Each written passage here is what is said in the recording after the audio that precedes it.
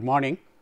Today we continue our discussion on experimental tools and techniques which one uses in the study of physical metallurgy. Last class we looked at thermal analysis in detail. We also looked at several metallographic techniques which are used to examine microstructures of metals, namely optical microscope, transmission electron microscope, scanning electron microscope.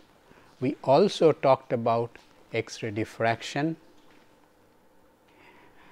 and to recapitulate, this concept of X-ray diffraction, maybe we look at it little again, because we have talked about stereographic projections, and I can show you with one example how you can understand or interpret X-ray diffraction or electron diffraction pattern with the help of stereographic projections. Now, X-ray diffractions or diffraction of any electromagnetic wave is guided by Bragg's law, and which is stated as 2 d sin theta equal to n lambda. Now, here theta is the angle of incident beam on a reflecting plane. This is the incident beam, this is the angle. Now, this is the transmitted beam, and the reflected beam or diffracted beam also will subtend an angle theta, and this is the normal to the beam, and this angle is 90 minus theta. So, same thing you can represent it on a stereographic projections. This is the reference sphere, projection of that reference sphere. Let us say this is the incident beam. The transmitted beam is 180 degree to this. So, basically this is the transmitted beam. Now, the angle between the incident beam and normal to the reflecting plane, this is 90 minus theta. So, what you can do, you can on this great circle 90 minus theta and draw a latitude. So, a small circle, every point on this subtends angle 90 minus theta. Now, when you use powder diffraction pattern where lambda is fixed, but you have large number of crystals. So, at least every place since there are large number of crystals, there are large number of this reflecting planes. So, there will be planes at every point of this, and this will satisfy the Bragg law, and the diffracted beam you can see it subtends an angle 90 minus theta with the plane normal. So, here you check up, this is the 90. Now, draw this, or one can also argue that this angle is 2 theta with transmitted beam. So, you can mark this. So, this small circle represents the diffracted beam. So, basically every point you will have a diffracted beam. So, basically it will come out as a cone. So, if you put a diffractometer sensor, will sense it whenever it is located here. Similarly, if it moves along this plane, when it goes to the other half, it will again record that. Same way, it is also possible to interpret single crystal diffraction pattern. Now, usually in single crystal diffraction pattern, what you have theta is fixed because it is a single crystal, and I leave this to you as an exercise to interpret where a particular diffraction pattern from say in an FCC crystal, FCC single crystal, where will the diffraction spots from plane 1 1 1 will be located in case of a Laue diffraction pattern.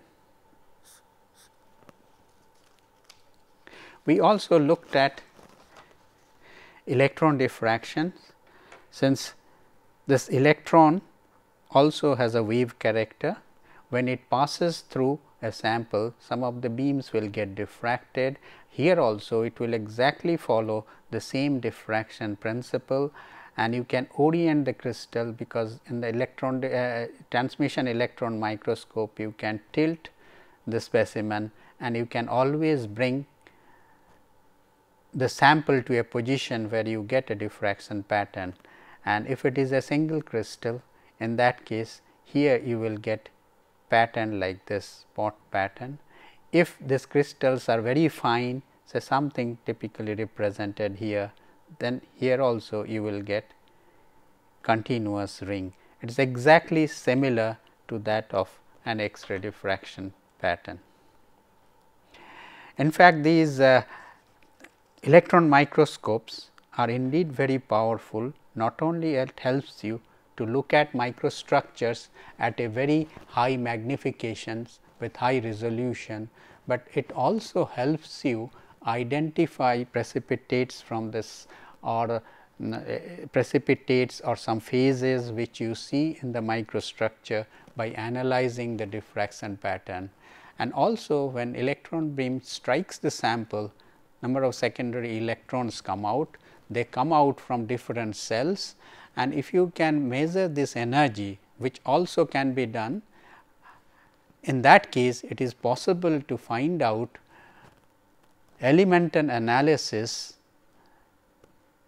of the area from where the beam is coming out. So, most of these microscopes these days, whether it is scanning electron microscope or transmission electron microscope, they are equipped with sensors which can detect or which can measure or which can identify the characteristic beams which are getting emitted from the sample, and from the intensity of these characteristic beams it is possible to do micro analysis as well.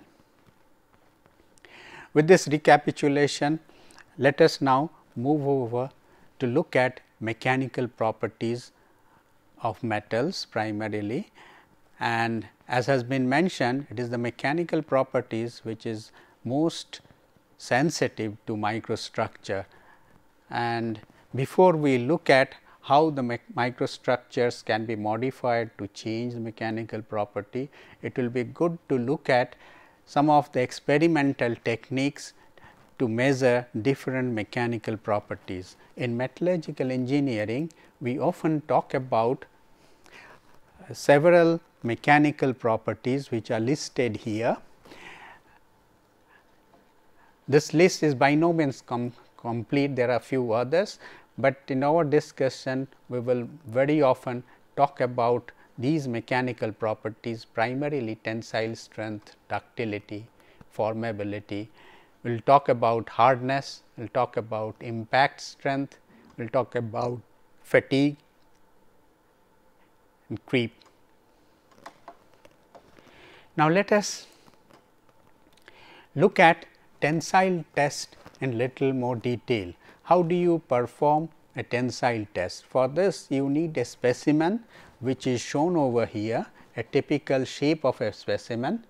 So, this is the gauge length portion of the specimen which has uniform diameter or uniform dimensions, width and thickness if it is flat. If it is round, it has uniform diameter, and on this uniform diameter we usually mark a gauge length using a marker, and distance between the two marker we say is the initial length L0, and there is a head portion in the specimen. Usually this is provided because this area is larger.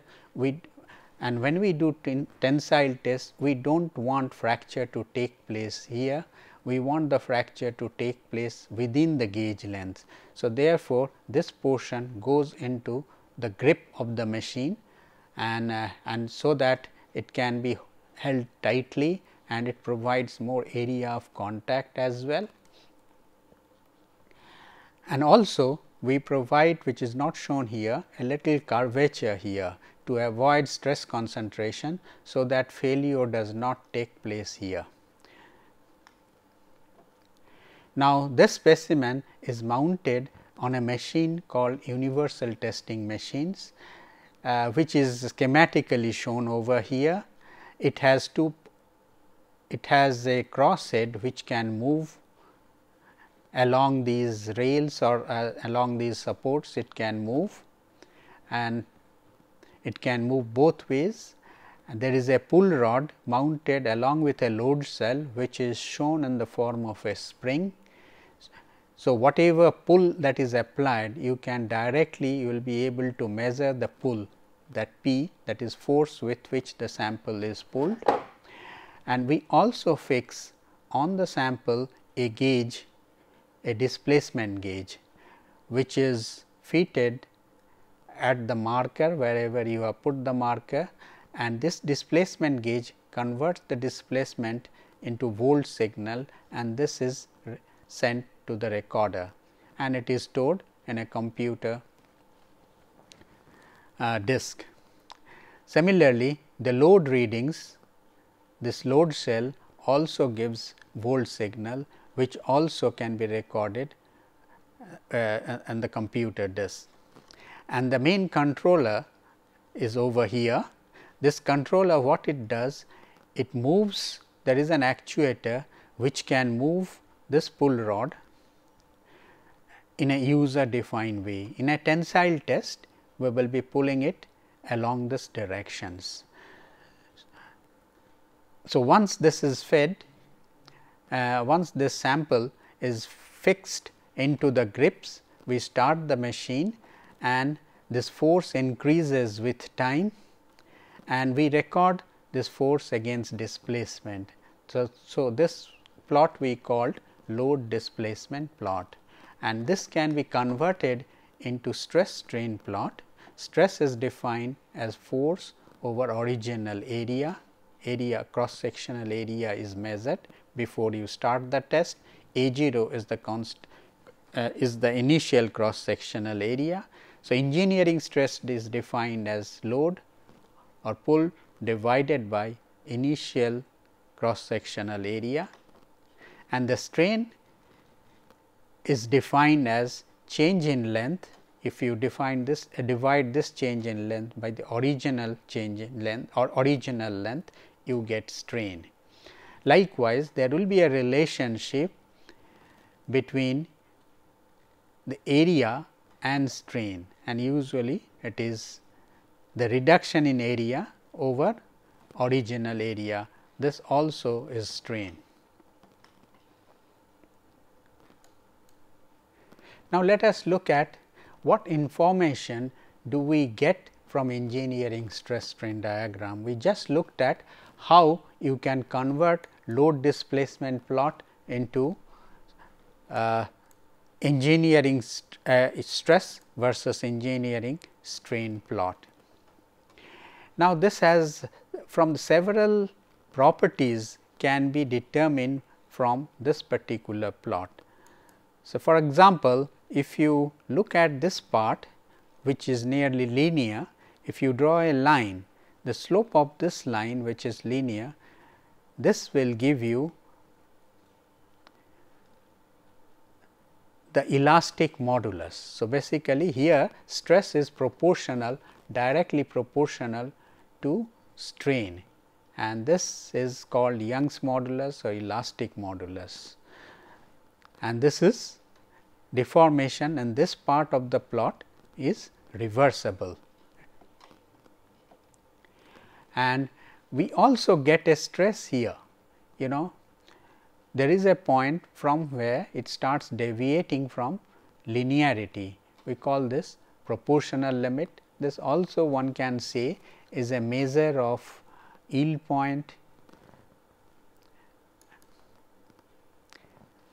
And now, if we look at the maximum, so there is a point which gives you the maximum load or maximum stress the sample can withstand.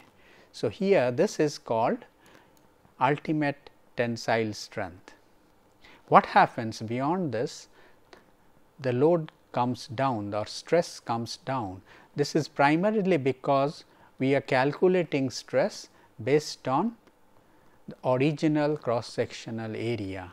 What happens beyond this point? There will be local deformation called necking, which is shown over here. There is a local deformation, there is certain area at the maybe if in a good well done test, you will get somewhere in between and at the midpoint of that gauge length a necking will start, and this is called tensile instability. And once this stress comes down, this engineering stress keeps coming down, but truly if we find out the neck area, possibly the stress will still go on increasing. And once it fractures, there will be some relaxation, that elastic part of the stress which is reversible, that is eliminated. So, that means you move like this, and if you measure this distance or this strain, and we call this strain as ductility or elongation. This is a measure of ductility, we call it elongation. Change in length, that is a fracture, length at fracture minus original length, and you divide this difference, change in length over original length, will give you percent elongation at rupture. And very often these curves for many engineering material, they are very smooth, and it is often very difficult, and it becomes little subjective to find out the proper yield strength. So, here it is customary to define yield stress as 0.2% strain, stress at 0.2% stress. So, at 0.2% you draw a line parallel to this elastic portion of the plot, it intersects this curve here, and we call this 0.2% proof test. So, therefore, tensile test, it is a versatile test, and you get a number from tensile plot, you get a large number of properties. You get ultimate tensile strength, you get yield strength, you get Young's modulus, you get percentage elongation, proportional limit, reduction in area. You can also get calculate the area under the curve, entire curve.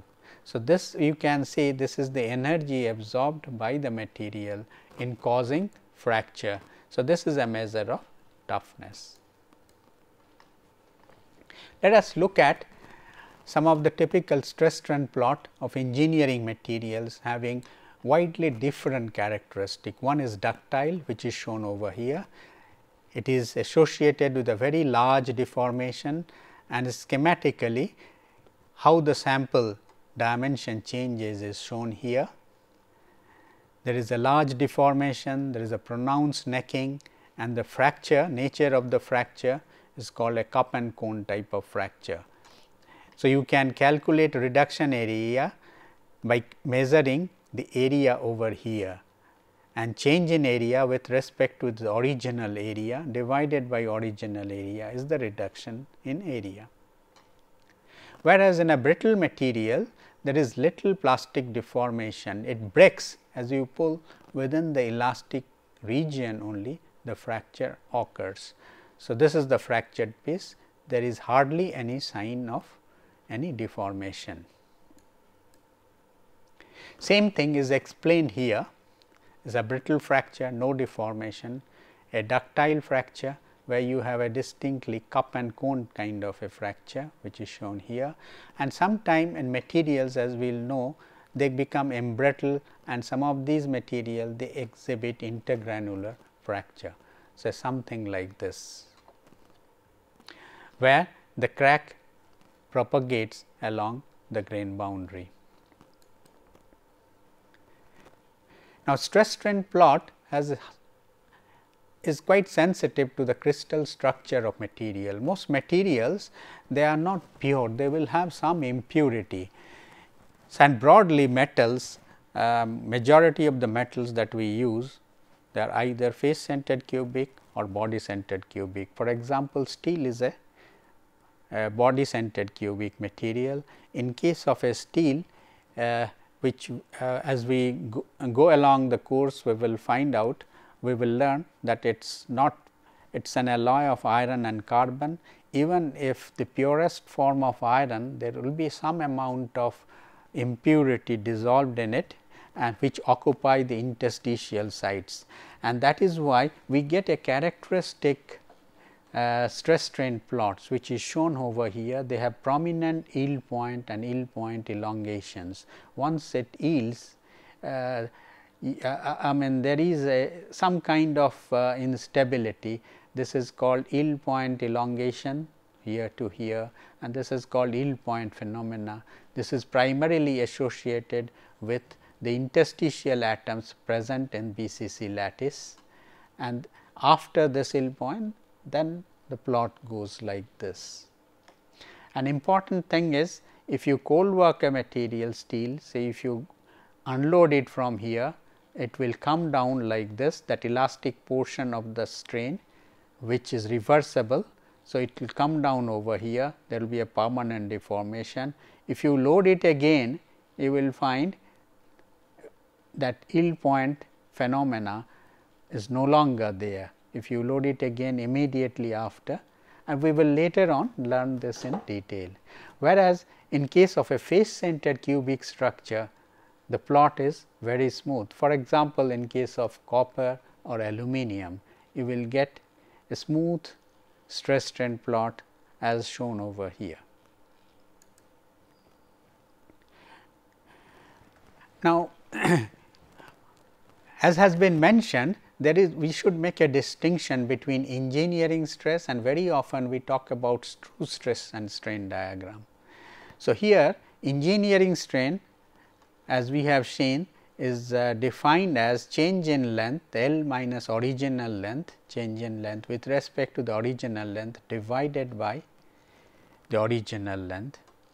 Similarly, stress is defined as force or pull over a normal stress per unit area, and this area is the original area. As against this, it is possible to define true strain as change in length over instantaneous length. Similarly, you can define true stress as load over instantaneous area. In that case, it is possible, this is a simple mathematics. If you integrate this, you will get a relationship between true stress as true strain and engineering strain. And quickly I can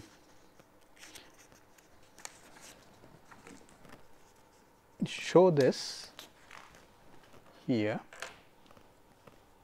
Say suppose I integrate it from initial length to the final length, or length at any instant, then this will be ln L over L naught. In fact, this can be written as ln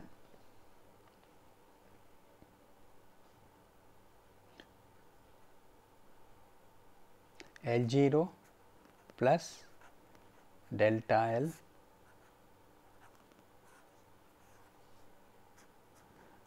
So, therefore, you can say that this is equal to delta L over original length, whereas this is the engineering strain.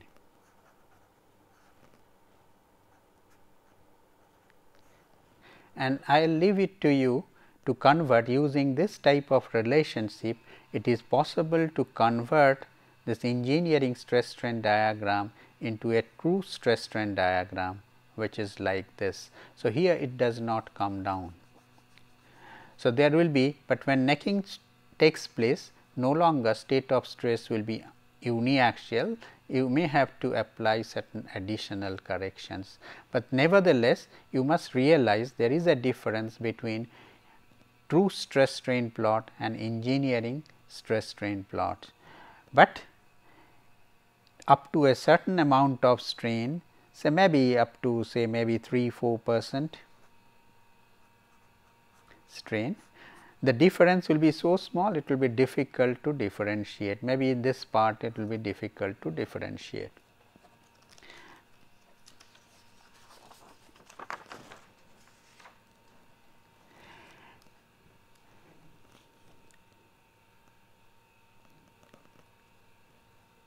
Now, you take this as an exercise. So, this part of this plastic portion of the stress strain plot, engineering this true stress strain plot can be represented by an expression like this.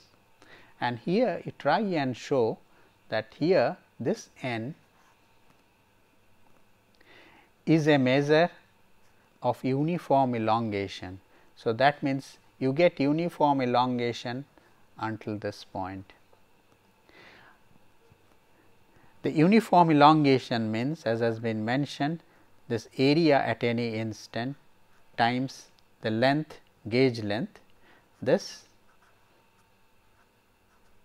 relationship you can make a conversion, I mean from elongation, change in elongation can easily be converted into reduction in area. But once necking starts, you have to be careful, although there is no volume change, but this simple relationship will no longer be valid. And you try and show that this is a equal to n is equal to is a measure of uniform elongation. As a hint, I can give you that P is the load, which is given as sigma times area, and when P is maximum, so that is here the differential dP, this is 0.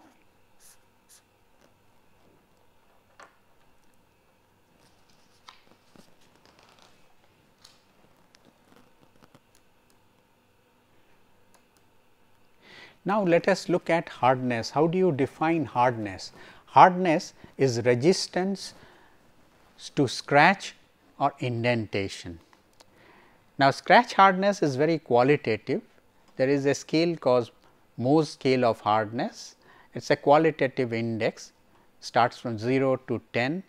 The talc is the softest material with Mohs hardness 0, diamond is the hardest with hardness number 10. But this is more of a qualitative index. In engineering, we use hardness, indentation, resistance to indentation as the measure of hardness. This test is very simple. Unlike tensile test, you do not have to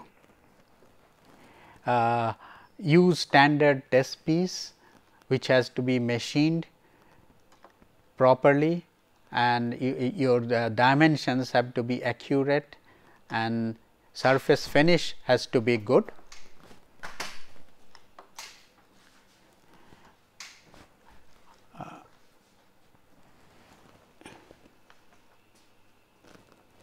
এটা আগে দেখে নিলে which 8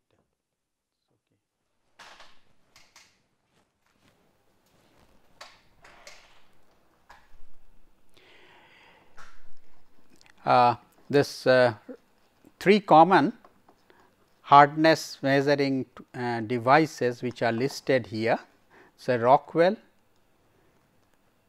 it uses an indenter which is made up of a diamond cone, or it can also have a steel ball indenter. You have a Brinell hardness tester, where a steel ball indenter is used, and Ficker's hardness testing machines, where a diamond square base pyramid is used as an indenter. Now, let us look at the concept of Brinell hardness measurement. You have an indenter which is mounted on a small that cylinder. So, this is the indenter, and this is made up of a hardened steel ball, and this indenter is so hard that it does not deform. It has a hardness level much higher than the material on which measurement is to be taken. then when you apply load, this indenter penetrates into the sample and leaves an impression something like this, and if you look at it from the top, you may get a view something like this. This is the impression that you get, and now what you need to do, you measure the diameter of this indentation,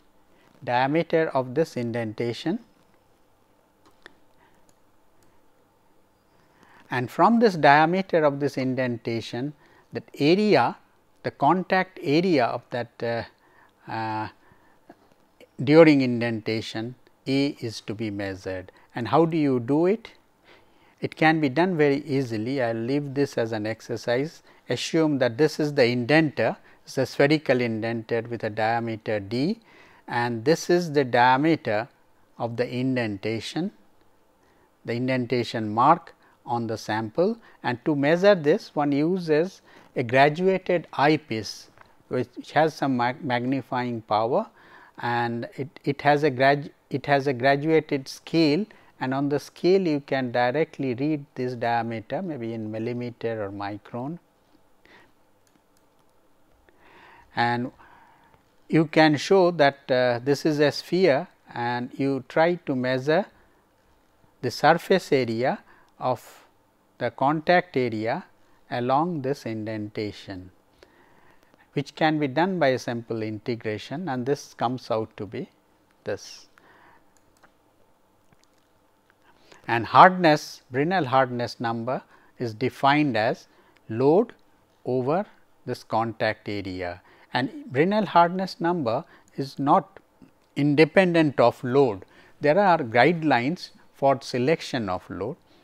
For example, in the case of steel, you use this expression to calculate what load you need to apply. The load to be applied is equal to 30 diameter to the power 2, 30 d square. So, if the diameter of the ball indenter is 10 millimeter, then 3000 kg load must be applied to the indenter. So, therefore, you can well imagine the dimension of this indentation is quite large, and usually the Brinell hardness measurement is used on materials which has a lot of heterogeneity, something like cast iron, but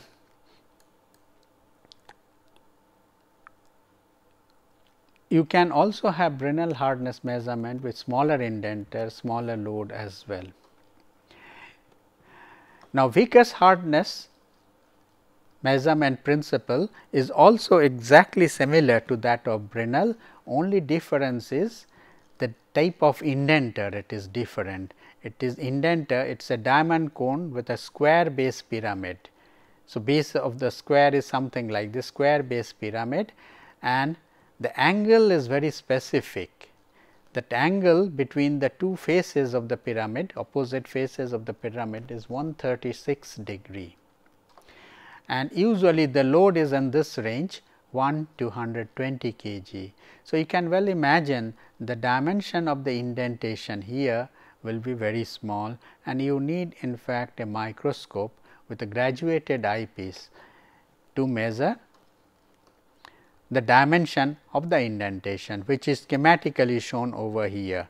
So, once you place the load here, the indenter will penetrate into the material, and after that you withdraw the load and then bring the specimen under a microscope, which is shown here schematically, and then you sometime these days you can project it on the screen also of the microscope, and then you can measure the diagonal of the indentation mark.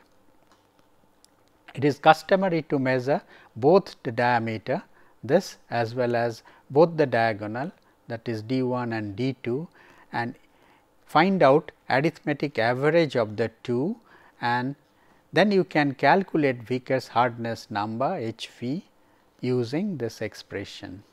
I leave it to you to derive this, it is hardness here also is exactly defined as same as Brinell hardness number, that is load over the contact area, and here theta is the apex angle 136 degree. And this hardness measurement as has been as is apparent is a very simple test.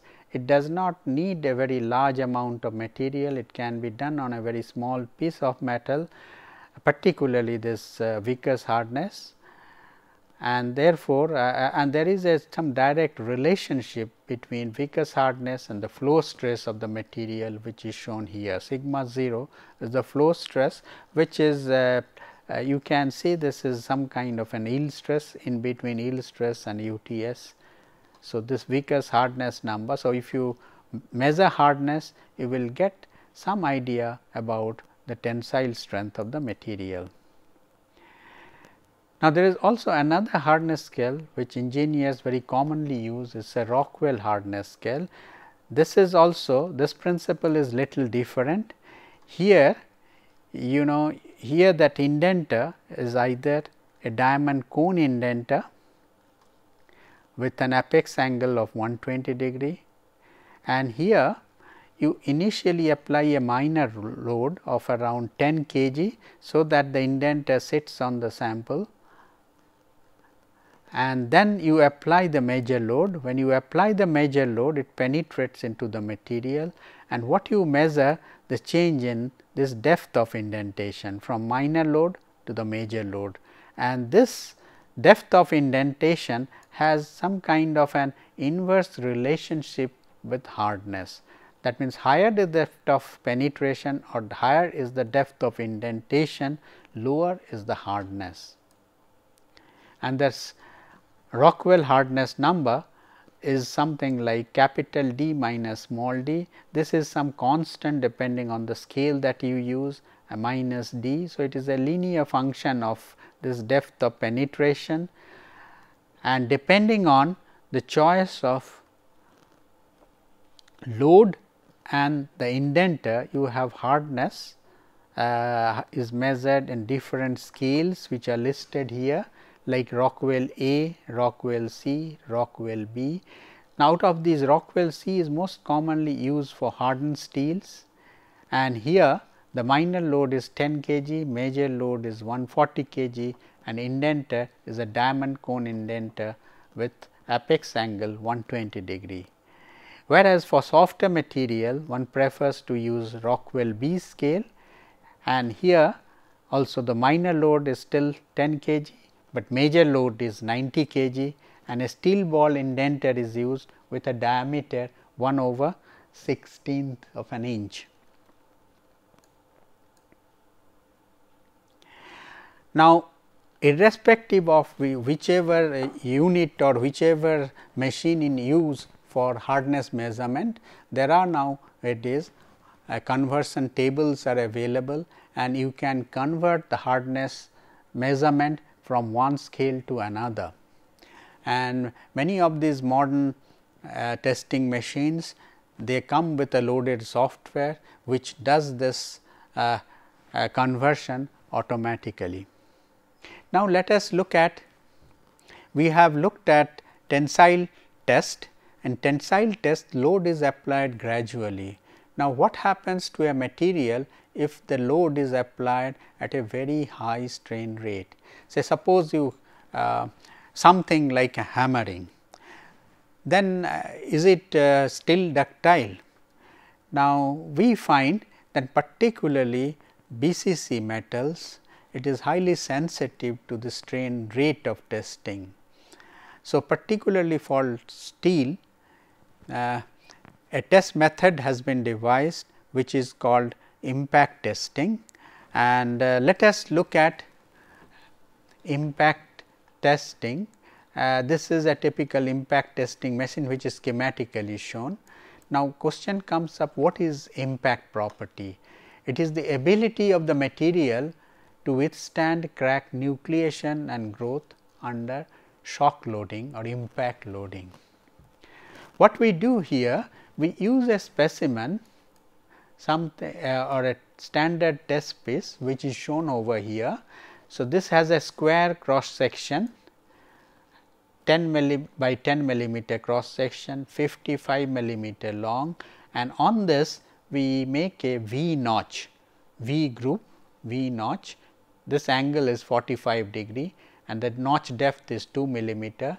And what we do, we place this standard notch specimen over here and strike it with a hammer which is attached to a pendulum, which is shown over here, and this hammer will strike the test piece in this phase opposite the V notch, and we try to measure that energy that is required to cause fracture in this notched test piece, and this value is called Charpy impact value, which is, and what we do is that there is a little animation and this impact testing device. There is a pendulum kind of arrangement. This is a rod on which a massive hammer is attached. This is the head of the hammer which strikes the test piece at this particular point. Now, you raise it to a particular level, there will be an indicator, usually there is a pointer which indicates that height up to which it has been raised, and then you place the sample here at the base horizontally, and then you, so this is the sample which is placed horizontally, and thus you release this hammer. This height is measured, you release the hammer, the sample fractures, it falls off, then you measure this height,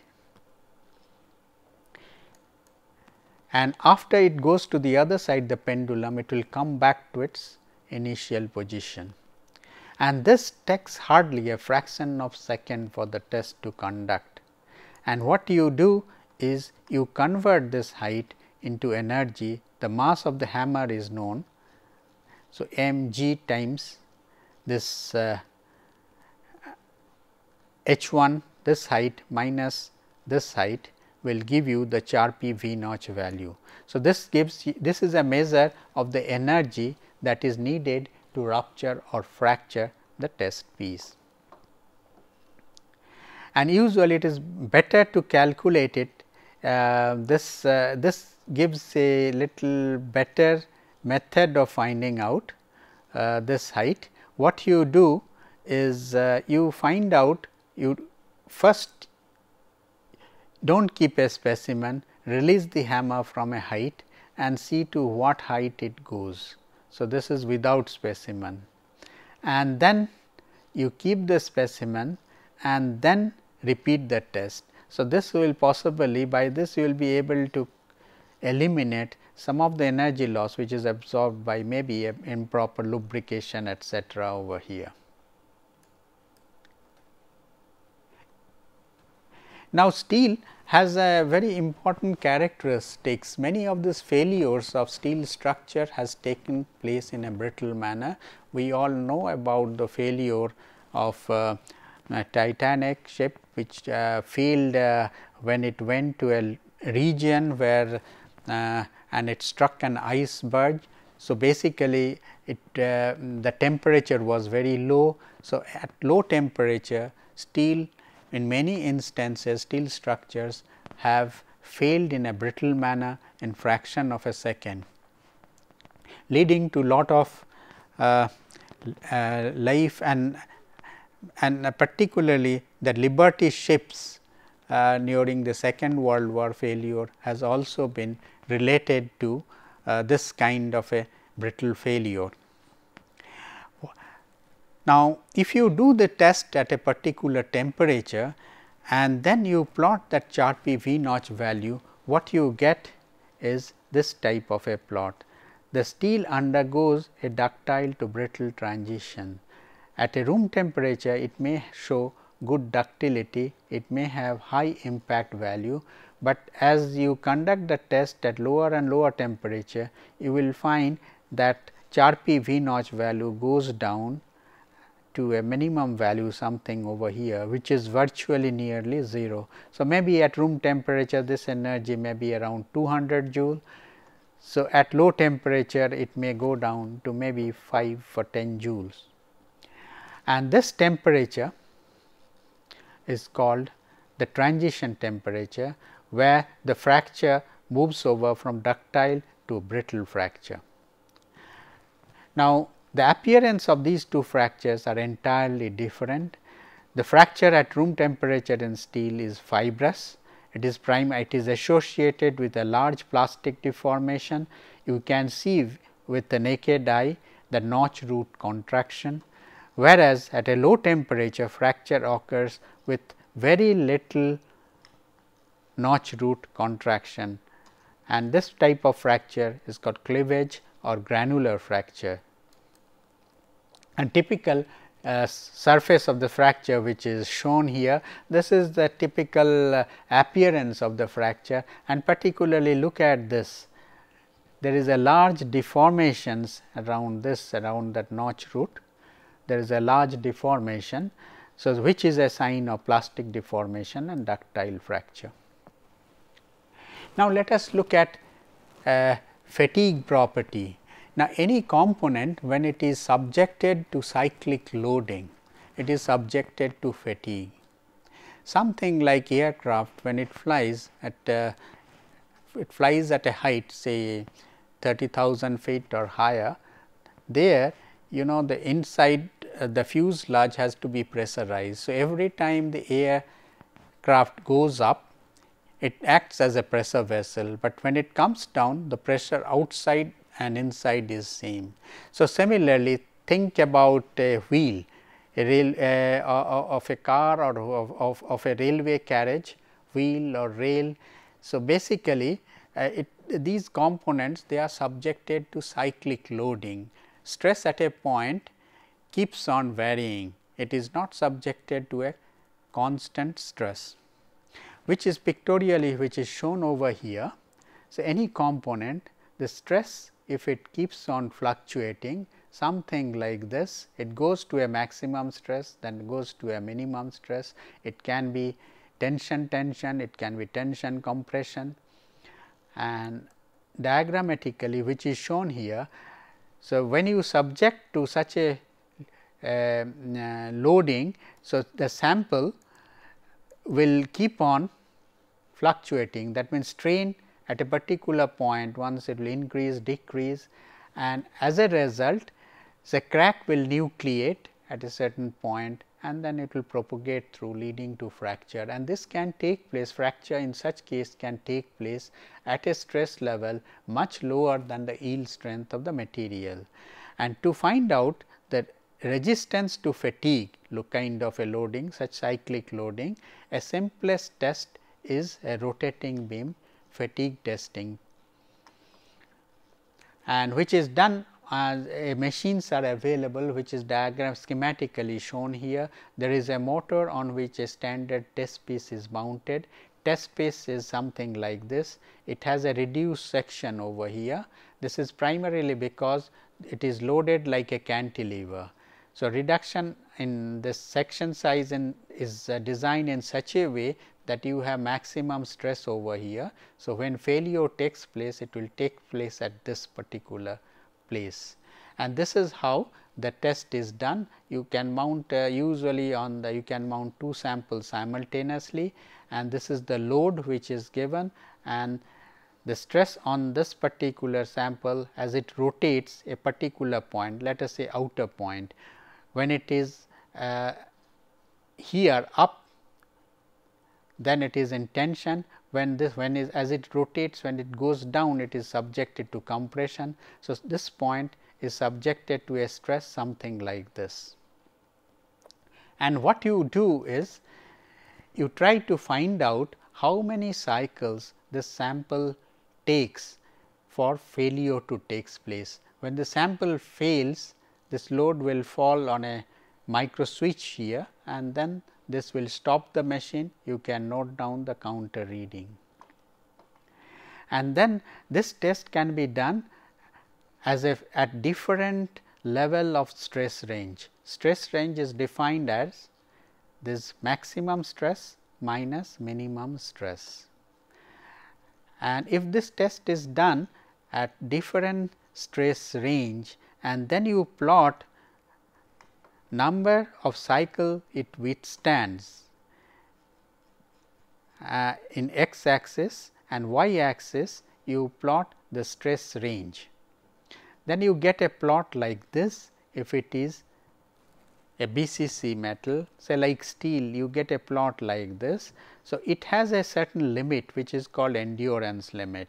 So, beyond at stress range below this, it has infinite fatigue life, whereas aluminum, copper, they will have plot like this. They may not have a definite endurance limit.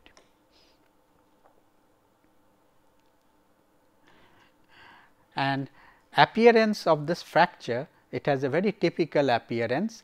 It starts with a nucleation and it propagates slowly, which is shown here. It starts at this point, and you can often see these marks as a striation marks, and later on when this area, remaining area, becomes very less, not able to sustain this load, then this ductile fracture takes place.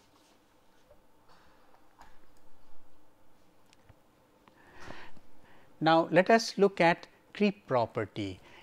If a material strength is a function of temperature, if a material is subjected to load at a high temperature, even if the load is much lower than this yield load, it continues to deform.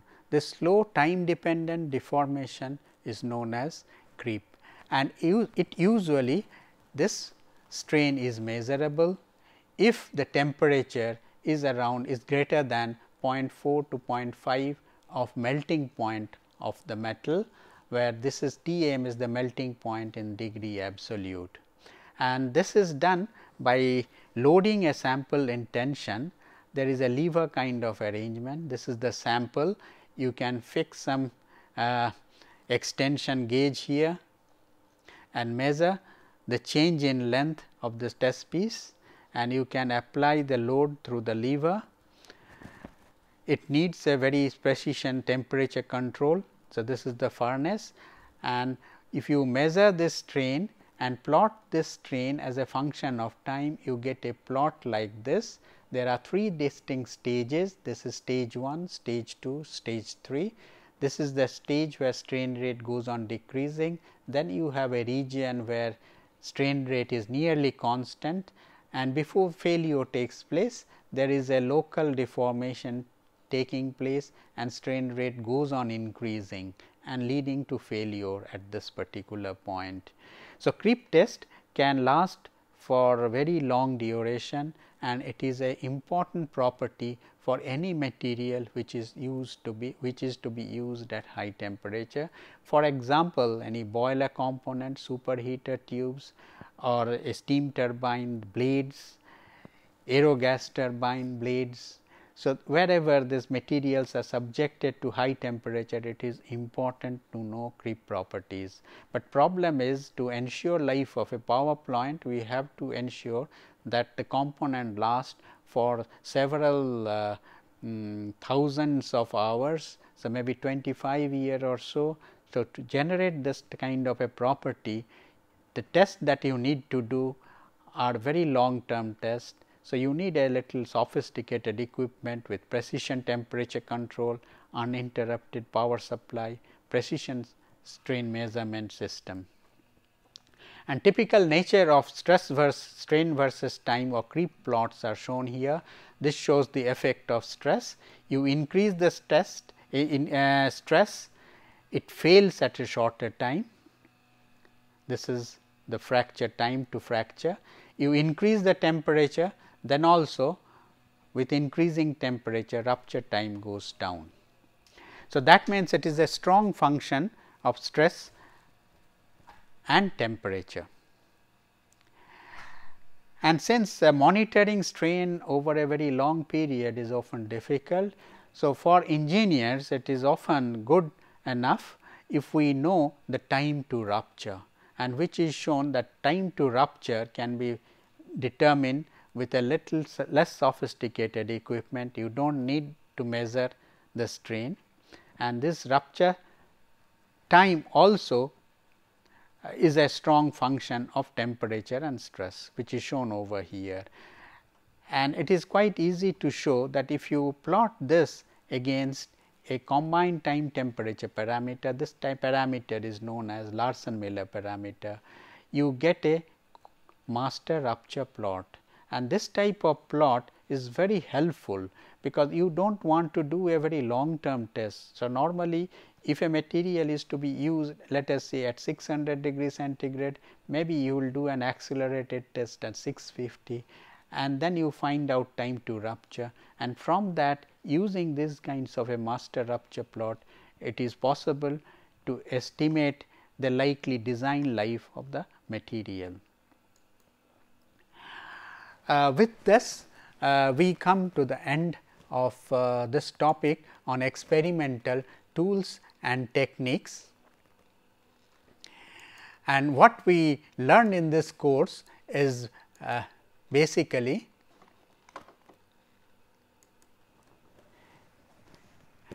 the metallographic techniques to look at the microstructure. We looked at X-ray diffraction technique to identify phases. We looked at mechanical properties, and also we looked at thermal analysis, which helps us to know the transformation temperatures in materials. And with this, we finish the second chapter, and in the next class, we will look at evolution of structures in pure metals. Thank you.